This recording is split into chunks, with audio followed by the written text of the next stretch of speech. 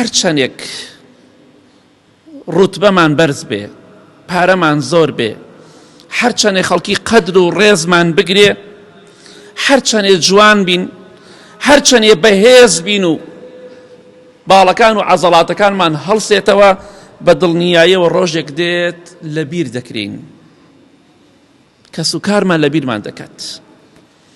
ئێستا چەندێک لە ئێوە گۆڕی باپیری خۆی دەزانێت لەکوێیە، گۆڕی نەنکی خۆی دەزانێت لەکوێیە. بەخوای سەلانێ زۆربەتان نەزانن،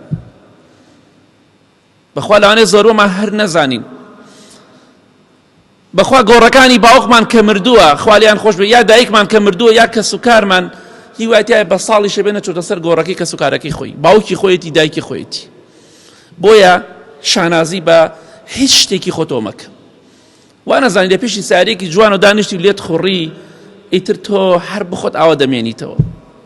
وا نەزانی دەسەڵاتێکت هەبوو هەر دەمێنیتەوە، وەڵا ڕۆژێک دێ هەر لەبیر دەکرێی.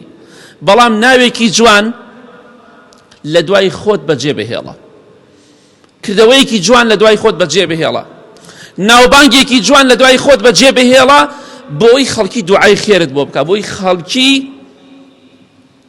بڵێن خوای لە فڵان کەس خۆش بە و ڕەحمەتی خوای لێ بێت. خەڵکی شێ بەنا بەخوا لە دوای مردنی خەڵکی ئاوای بۆ دەکات، ئەلحەمدوللا فڵان کەس مرد. ئەوە بەدبەختیە ئینسان لەم دنیاە دەربچێ پەنا بەخوا خوا بمان پارێزێ، بە جۆرێک بمرین خەڵکی ئەلحەمدوللا بکە، بەڵام مەبەستی ئەوە نەبێ سپاسی خوا بکە لەسەر قەزا و قەدەرەکە، لەسەروی کە ئێمە ڕۆشتین. پێغەمبەری خوا فەرمێ صلی الله عليه وسلم، مرۆڤی وایە دەمرێ يستريح منه العباد والبلاد والشجر والدواب. خەڵکی وایە دەمرێ، خۆشەویستی خوا فەرمێ صلی الله عليه وسلم، ئیسراحەتەکە لە دەستی، وڵات ئیسراحەتەکە لە دەستی، وڵات، دار، گیان لەبەران. کەواتە ئاوە کارە ساتە ئینسان بمرێ بە جۆرێک ڕۆحدار و بێڕۆح لە دەستی نەجاتی بێت. ئەوش بۆی کە ئینسان ناوێکی ناشرینە دوای خۆی بەجێ بهێڵێ.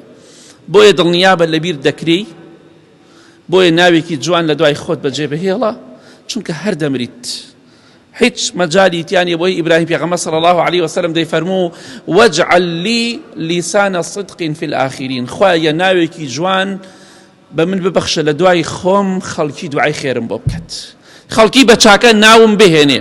ئەوە زۆر گرنگە.